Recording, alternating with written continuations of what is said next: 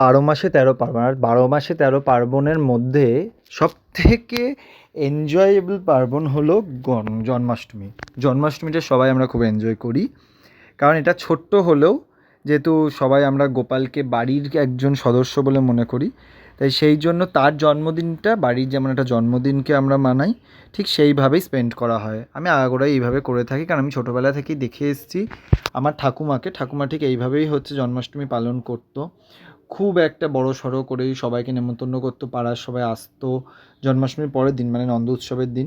এটা বেশ মজা হতো, সেটা আমি খুব ফিল করি। আর আমি তো নিজে বাঙালি হওয়াটাকে খুব ফিল করি, কারণ আমাদের এত এনজয় করার স্কোপ, এত রকমের পুজো, এত রকমের গ্যাদারিং, এত রকমের গেট টুগেদার হয়ে থাকে না, ওই জন্য আমি তো খুব এনজয় করি। তোমরা কে কে এই জিনিসটাকে এনজয় করো আমাকে অবশ্যই জানিও কমেন্টে। এখানে চলছিল হচ্ছে আমার গোপুর অভিষেক, সেটা 12টা 10-এর সময় আমি করে থাকি। যেমন আমি দেখে এসেছি, কারণ আমরা কিছু নতুনত্ব কিছু নিয়ম আমি করি না, যেটা আমার ঠাকুমাকে দেখে এসেছি, ঠাকুমাকে দিয়েই করায়। হ্যাঁ, এখন হয়তো বলতে পারো যে কিছুটা অর্গানাইজড ওয়েতে করবার চেষ্টা করি, কারণ ভগবান যেটা আমি সেটা করবার চেষ্টা করি, কারণ আমি করি কিছুই আমার মনে হয় না সে করাই বলেই আমি করতে পারছি। যেটুকু সে করাবে, যেভাবে তার ইচ্ছা হবে নেওয়ার আমার কাছ থেকে পুজো, সেভাবেই সে নেবে। তাই এইভাবেই হচ্ছে যেটা আমার দোষ গুণ ত্রুটি সব মিলিয়ে মিশিয়ে, আর গপু যেহেতু বাড়ির ছেলে, সুতরাং তাকে নিয়ে তো কোনো চাপ নেই, সে যেভাবে হোক সেভাবেই হচ্ছে গ্রহণ করবে পুজো, অবশ্যই আমি জানি। এখানে হচ্ছে আমাদের যা যা বানিয়েছিলাম আমরা সবই বাড়িতে বানানো, কিছুই আমরা বাইরের জিনিস দিই না, শুধুমাত্র মিষ্টি ছাড়া, যেহেতু সেটা ছানার জিনিস হয় তাই বাইরের জিনিস ওটা দিই।